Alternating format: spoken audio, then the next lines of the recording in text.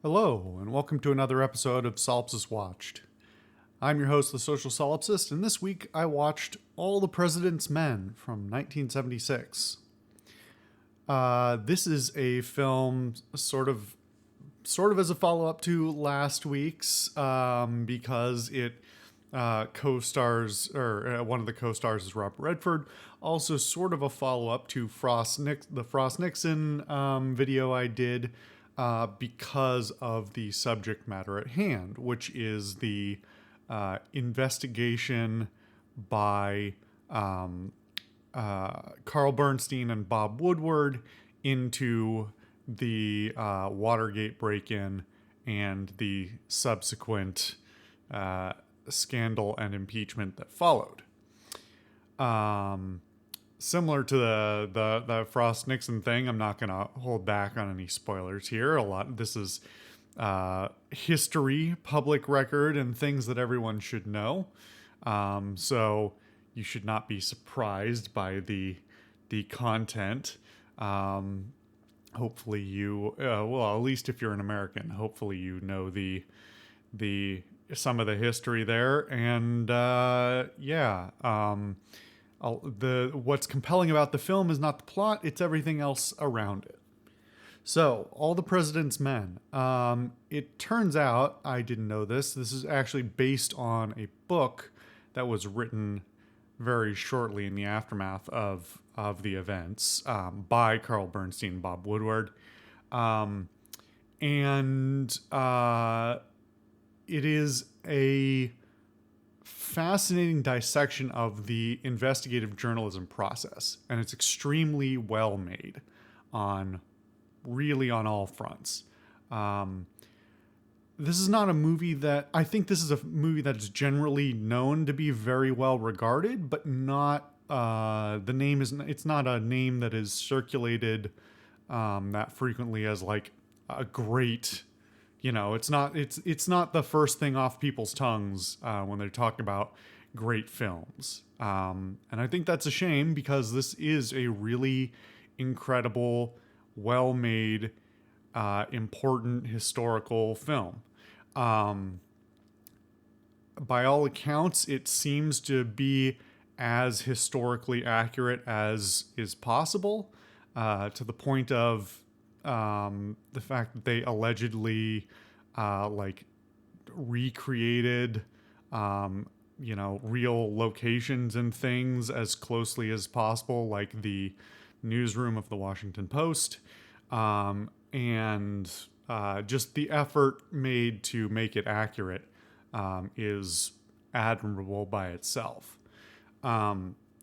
This also, this is from 1976. It was made, 2 years after the events, or 2 to 3 years after the events transpired and after Nixon's resignation,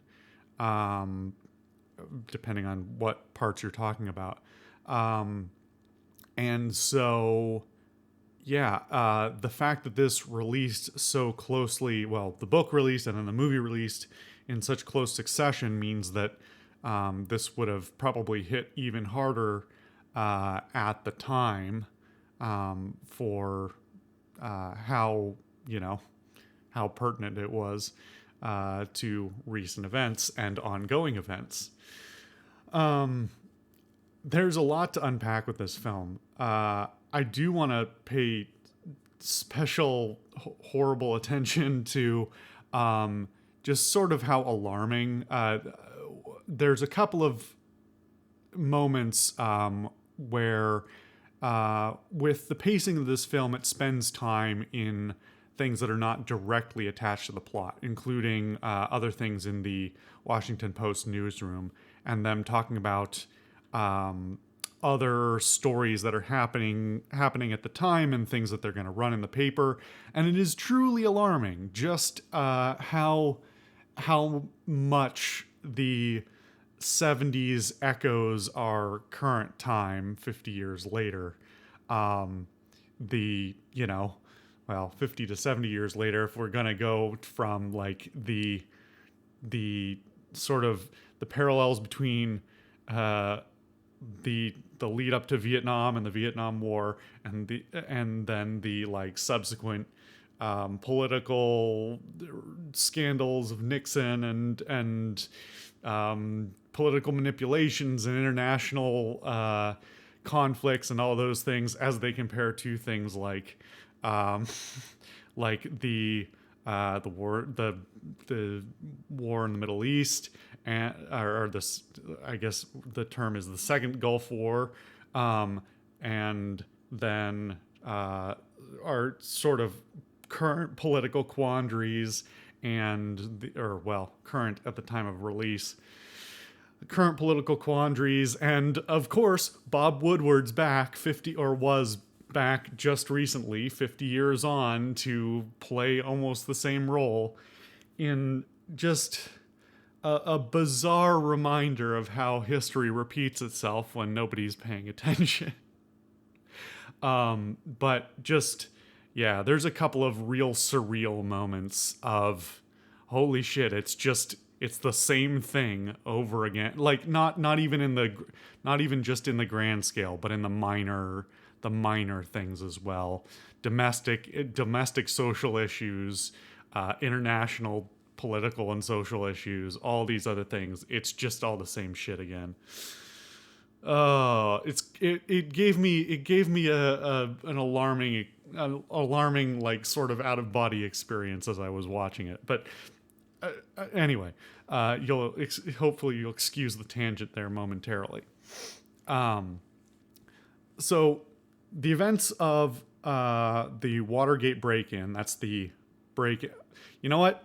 I'm going to have another tangent real quick because I just want to say this because it has always bothered me and it continues to bother me and people continue to use it. The break-in at the Watergate Hotel was generally referred to as the quote-unquote Watergate scandal. I can't remember I don't think I talked about this in the Frost-Nixon video, but it has always bothered me that people call scandals blank gate all the time now, seemingly forgetting what Watergate was or what the name meant and how gate doesn't mean anything. It's just a thing people attach to names of other scandals in order to hype it up as a scandal. Like we call it the gate, but it's Watergate means nothing other than it was the name of the hotel this happened at. Anyway, that's always bothered me and it continues to bother me, and I'll never win. It's just going to bother me until I die because people will continue attaching gate to stuff. Anyway, the break-in at the Watergate Hotel by the committee to re-elect the president, that being a group tertiarily run by Nixon and the Nixon White House to get him reelected in 1974, I believe. That they, if you're not familiar with the history there, basically the break-in was an attempt to sabotage the Democratic national, the Democratic Party, and get dirt and generally prevent them from winning in the Democratic versus Republican fight that was happening at the time. I don't even remember who was the opponent. Was it Goldwater? No. Anyway, it doesn't matter. What happened was this was a relatively minor thing. Apparently, there were some odors of espionage to it, but after some investigation by the FBI, it was generally dismissed as a somewhat isolated incident. However, thanks in substantial part to the efforts of these two journalists from the Washington Post, Bob Woodward and Carl Bernstein, they really were at the head of the charge to uncover where the origins of the effort came from. And this film does an incredible job of showing what that investigation looked like. Investigative journalism is something that is not absent in today's journalism, but has become much more minor in its in its relative quantity. I'm doing a bad job of words today, but this investigation by the Washington Post is legendary internationally as an incredible work of investigative journalism. And the movie does a great job of not only showing the realities of the journalistic process and the attempts to really uncover things while still adhering to sort of journalistic ethical mores, but also working in a scenario in which nobody wants to help, because so much of what was going on at the time, both directly and indirectly, was meant to suppress anything from getting out. Obviously, it would come out later that Nixon and everyone below him was making very direct efforts and leveraging like groups within the CIA and stuff to basically do counterintelligence against his political rivals and subsequently these investigative journalists. And so the level of fear and other things that were, leveraged against even, the people within the committee to reelect the president and those sorts of things, is shown really well to show that while these two journalists are making such great efforts to try and dig up anything and everything because they have these hints, these threads that they know go somewhere, but they're being stalled out at every moment, despite their best efforts to do it, effectively and with integrity, that they're being stonewalled by anyone who has any information. And it's really a combination of luck and a few insiders and just sheer endurance to try to finally get their story out there.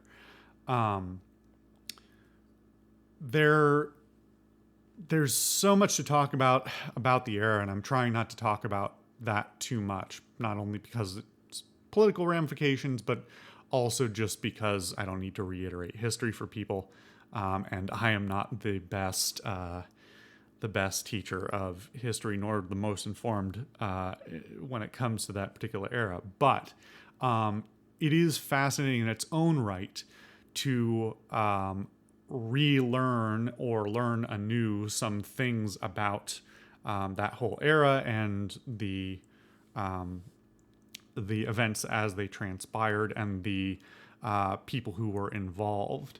And the actors do a fantastic job, not only the two leads, those being Robert Redford and Dustin Hoffman, at showing not only their characterization of, these hardworking but, struggling young journalists, but also all of the minor characters, whether it's other journalists, the other leaders at the Post, political figures, lawyers. Everyone is cast really well. I can't think of a single performance that isn't like pretty top notch. And the efforts to maintain like a realistic view of the events that happened and not hype them into melodrama or anything like that, even under these like greatly stressful circumstances, I think is worth its own note. To that they didn't go that way, to to play it up. Frankly, it doesn't really need to be played up. There's an incredible amount of tension, assuming you have solid cinematic skills, which the filmmakers clearly did, to talk about the stress of the stress on the journalists, the real fear that they were being surveilled, that their lives were in danger, that wiretapping, all these other things that were really going on, it would turn out, and the counterintelligence being done against them. And the tension is palpable in scenes that are not tense by their very nature. In a vacuum, they're not tense scenes that doesn't lean on music or anything like that to like sort of hype it up.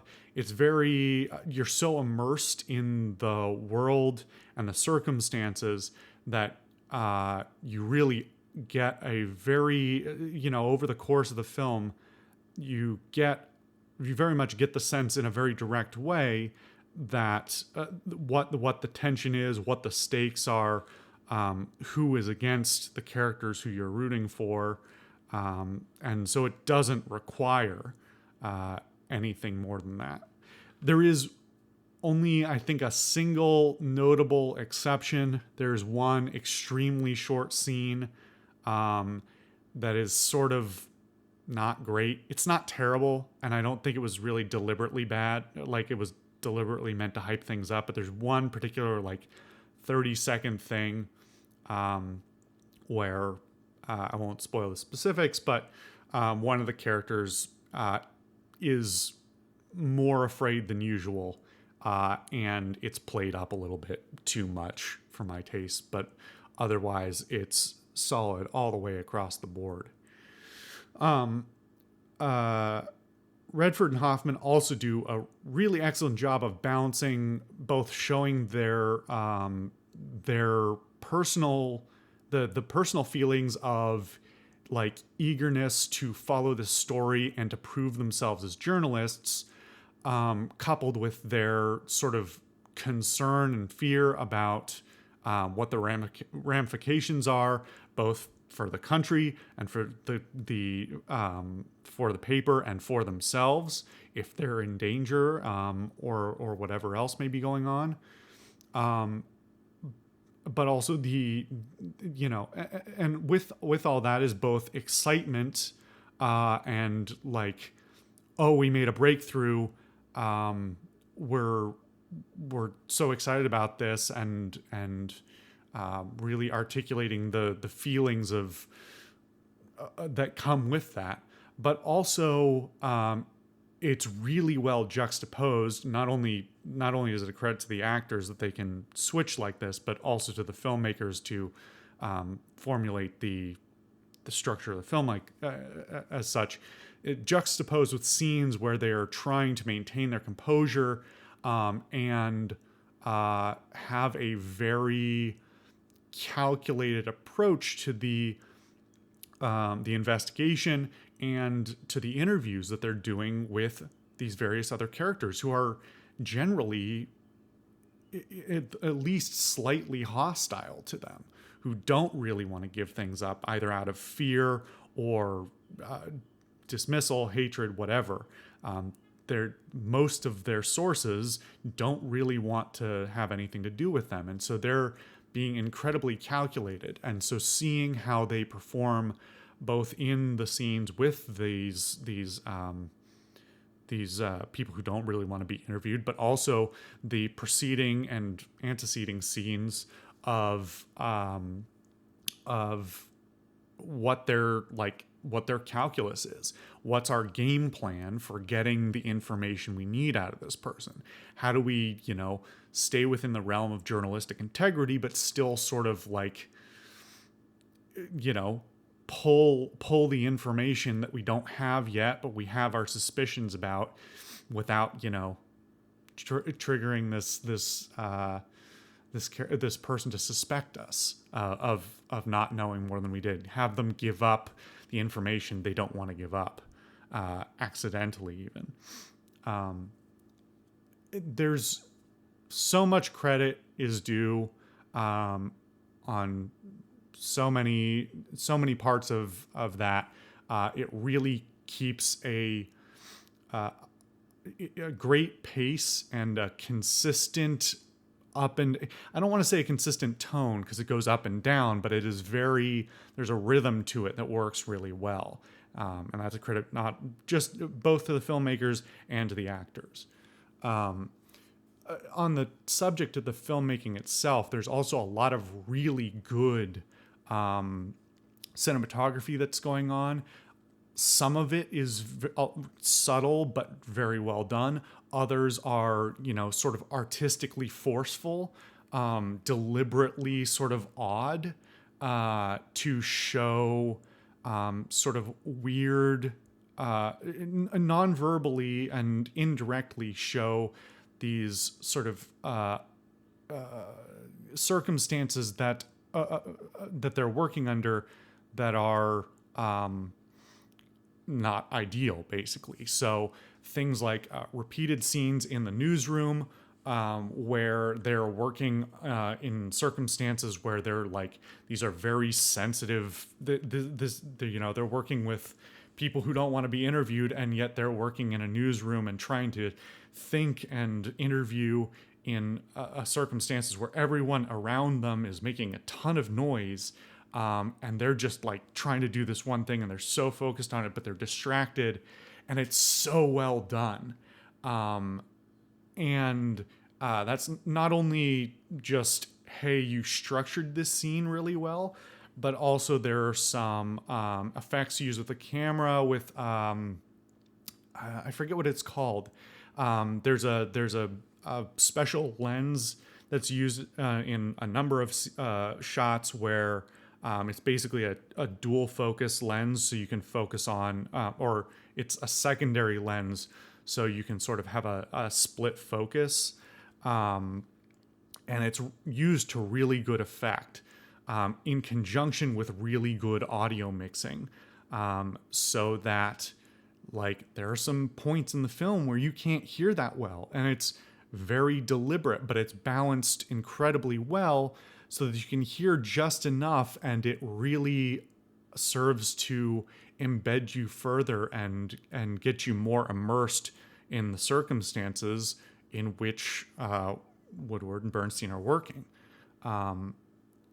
There's so much great about the cinematography. There's a few niggles I have here and there with some lighting and some issues of the film stock being like excessively grainy in low light conditions, because it's a limitation of the medium, and I don't need to get into all the technical specifications there and why it's sort of somewhat unavoidable, but like, aside from some very minor issues there, it's extremely well shot.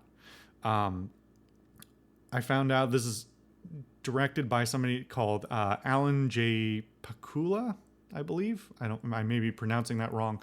Who I had not heard of before. Has got a number of credits to his name, but I hadn't heard of almost any of them, with the exception of he directed the 60s film adaptation of To Kill a Mockingbird, which is a fantastic film in its own right for very different reasons, but is also extremely well made. And if you haven't seen that, you absolutely should. You should also read the book. But so, credit across the board on this one. the circumstances in which this was made, all of the efforts they made to make it realistic and consult with the, the people who were actually doing it, the two Washington Post reporters, and to get it out so quickly there after the events. It's a real incredible effort and a great film that I could definitely watch again a number of times. It's really well made. It's very compelling. It's very immersive, and there's so much to be appreciated in the artistry of how it's made. So anyway, I will avoid continuing to ramble on it. Obviously, highly recommended if you have not seen it. Yeah, I mean, I know, despite what I've said previously about Redford, he does a pretty good job. Like, he still doesn't have a lot of range, but he does a very good job in this film. So I just thought I'd touch on that briefly at the wrong time in the video, but as I'm signing off. But anyway, thank you guys for watching another episode of Solipsist Watched. Let me know your thoughts if you've seen this or you watch it as a result of this video. I've been the Social Solipsist, and I will see you guys next time.